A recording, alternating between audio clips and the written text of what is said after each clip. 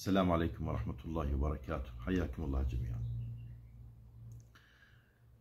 اليوم حاب أتكلم في موضوع من مواضيع الأداء، وهو موضوع مهم جدا، واللي يضطرني بأن أتحدث في هذا الموضوع قبل المواضيع الأخرى هو ما يحصل من اشتباه عند بعض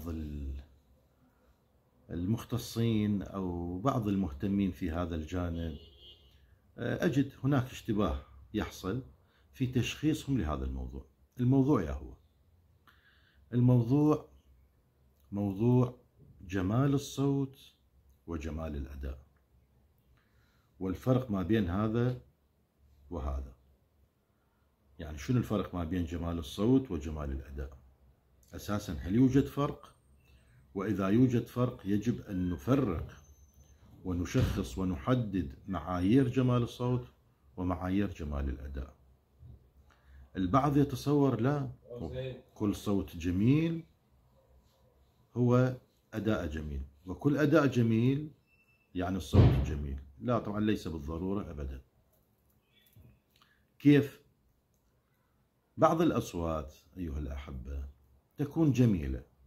كيف تكون جميلة؟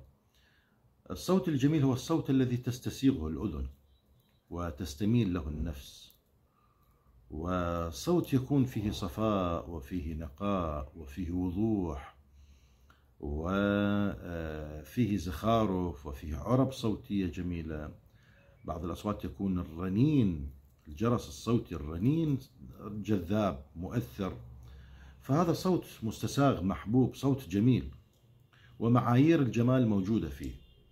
طيب، ولكن هذا الصوت اللي فيه هذه المعايير وبنسب عالية من الجمال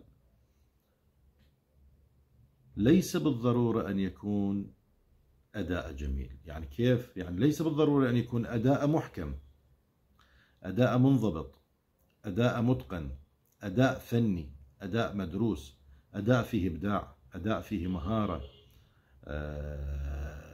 أداء خالي من التكلف، خالي من التعسف، أداء فيه استرسال جيد، فيه عفوية.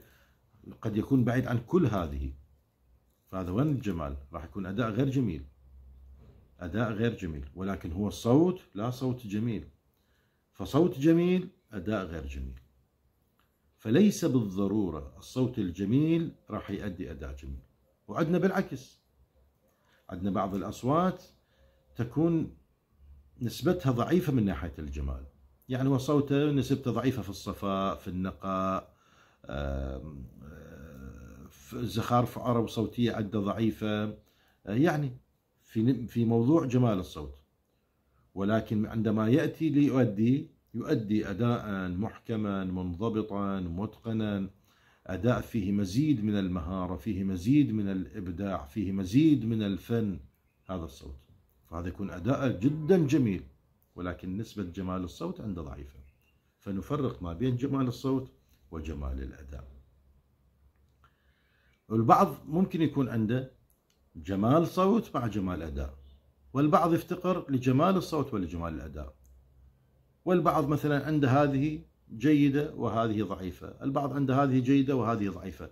إذن يجب أن نفرق ما بين جمال الصوت وجمال الأداء.